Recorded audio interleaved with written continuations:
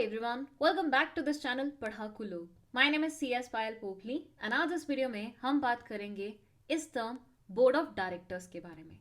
ये होते कौन हैं, क्या करते हैं, किस लिए अपॉइंट किए जाते हैं, इन सारे क्वेश्चंस के आंसर आपको मिल जाएंगे इसी एक वीडियो में. तो एंड तक वीडियो को जरूर देखिएगा और वीडियो पसंद आए तो लाइक का बटन भी दबा दीजिएगा. चलिए शुरू करते हैं. बोर्ड ऑफ डायरेक्टर्स को समझने के लिए हम एग्जाम्पल लेंगे हमारी खुद की कंट्री इंडिया का. हम सब कौन हैं? हम सब इंडियन नेशनल्स हैं. वर्ल्ड में अगर देखा जाए तो पॉपुलेशन के केस में इंडिया नंबर 2 पे स्टैंड करता है. मतलब इंडिया में इतने सारे लोग भरे हुए हैं कि इंडिया पॉपुलेशन के केस में वर्ल्ड की लिस्ट में सेकंड नंबर पे स्टैंड करता है आफ्टर चाइना. और ऐसी आंकलना है कि बहुत ही जल्दी हम उनको सरपास भी कर जाएंगे. अब भाई ऐसे में जो भी इंसान इंडिया में रह रहा है वो छाती ठोक के बोल सकता है कि ये मेरी कंट्री है, इंडिया मुझसे बिलोंग करती है. बोल सकता है कि नहीं बोल सकता? तुम भी बोलते होगे ना कि इंडिया मेरी कंट्री है. जब हम ये वर्ड मेरी इस्तेमाल करते हैं तो कितना प्राउड होता है हमारी आवाज में. अब यहीं से एक क्वेश्चन फॉर्म होता है कि भाई जब सारे लोग जो कि इंडिया को सेकंड नंबर पे पहुंचाते हैं पॉपुलेशन के केस में ये बोलते हैं कि ये कंट्री मेरी है, तो इसको चलाने का काम किसका है? इन शॉर्ट बोलूं तो इंडिया एज अ कंट्री किसके द्वारा रन की जाती है, किसके द्वारा चलाई जाती है? क्या ये सारे लोग मिलके इंडिया को चलाते हैं? तो डायरेक्टली बोलूं तो नो, क्योंकि इतने सारे लोग अगर मिलके एक डिसीजन भी लेना चाहे ना तो 4-5 साल लगा देंगे. तो इनसे तो मिलके चलाना नहीं हो पाएगा इंडिया को. तो ऐसे में इंडिया चलाता कौन है फिर? इंडिया चलता है बेसिकली उन लोगों द्वारा जिनको हम लोग अपने बीच से ही सेलेक्ट करते हैं और उनको बोलते हैं कि आप लोग मिलके सरकार फॉर्म कीजिए और इंडिया को रन कीजिए. सो बेसिकली इंडिया को कौन चला रहा है? इंडिया को इंडिया की पॉपुलेशन ही चला रही है, बट डायरेक्टली नहीं, इनडायरेक्टली. कैसे? हम में से ही कुछ लोगों को सेलेक्ट करा हमने और उनको बिठाया ऐसी पोजीशन पे जो फैसले ले सकती है, रूल्स बना सकती है, लॉज बना सकती है, और उस पर्टिकुलर पोजीशन को हम ओवरऑल बोलते हैं सरकार, गवर्नमेंट. तो गवर्नमेंट में ऐसे लोग बैठते हैं जिनको हमने ही सेलेक्ट करके वहां भेजा है और वो हमारे बिहाफ पे इंडिया को रन करने का काम करती है. अब आप सोच रहे होंगे कि मैम इंडिया की तो बात ही नहीं हो रही थी, बात तो कंपनी और बोर्ड ऑफ डायरेक्टर्स की हो रही थी, तो ये सब कहां से आ गया? रुको समझाती हूँ. ऐसे तो मैं अज्यूम कर रही हूँ तुम्हें शेयर होल्डर्स टर्म का मतलब पता होगा, लेकिन एक बार ब्रीफ में एक्सप्लेन भी कर देती हूँ. देखो, एक कंपनी को जब फंड्स की रिक्वायरमेंट होती है, जब पैसे की रिक्वायरमेंट होती है, तो वो सोचती है कि मैं शेयर्स इशू करूं. और जब वो कंपनी शेयर्स इशू करती है और लोग आके उन शेयर्स को खरीदते हैं और कंपनी को बदले में पैसे देते हैं, तो वो लोग बन जाते हैं कंपनी के शेयर होल्डर्स.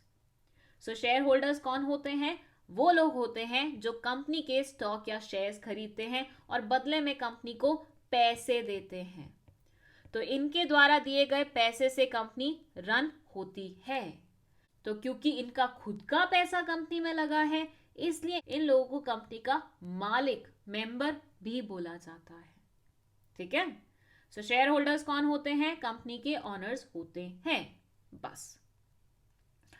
अब बात यहां पे आती है कि जब कंपनी शेयर्स इशू करती है तो वो ये तो देखती नहीं है कि वो कितने शेयर्स इशू कर रही है.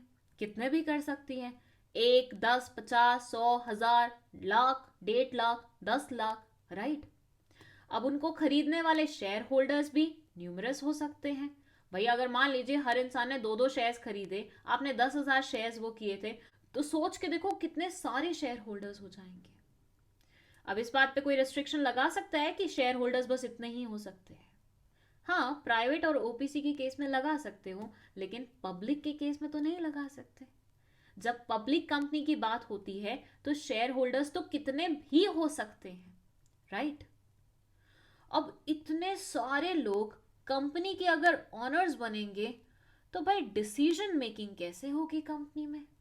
क्योंकि अगर इन लोगों के मत नहीं मिलते होंगे तो ये लोग तो लड़ाई करने लग जाएंगे और किसी भी डिसीजन पे पहुंचना कंपनी के लिए बहुत ज़्यादा डिफिकल्ट हो जाएगा और इतने सारे लोगों को संभालना ही कंपनी के लिए बहुत ज़्यादा डिफिकल्ट हो जाएगा।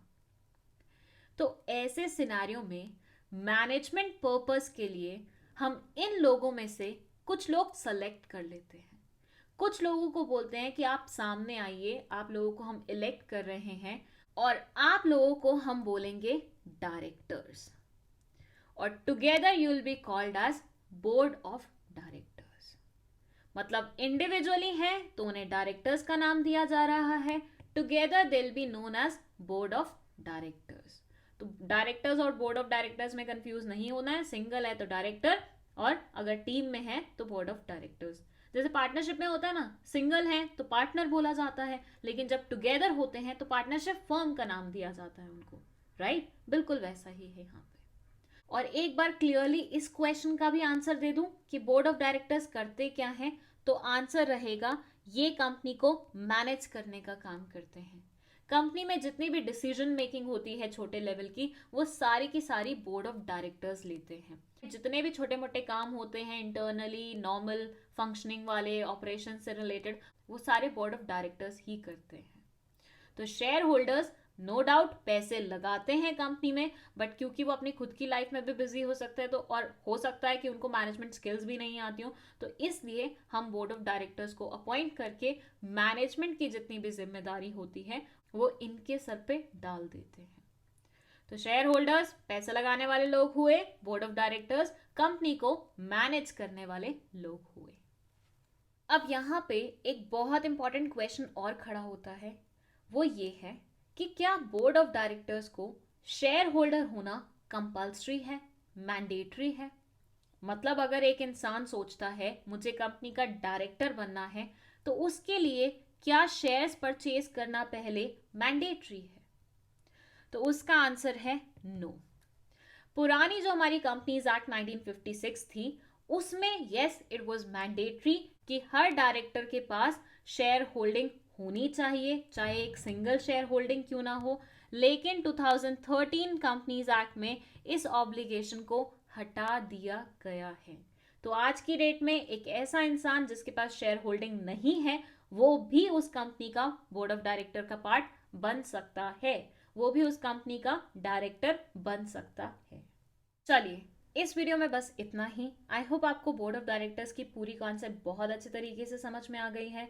अगर कोई भी डाउट है कमेंट सेक्शन में लिख सकते हैं। अगर किसी पर्टिकुलर टॉपिक पे आपको चाहिए कि हम लोग वीडियो बनाएं तो let us know in the comment section. And video पसंद आई है तो लाइक का बटन दबा दीजिए, इस चैनल को अपने दोस्तों के साथ शेयर करिए और खुद भी सब्सक्राइब करते हुए जाइएगा। That's it, thank you so much for watching this video.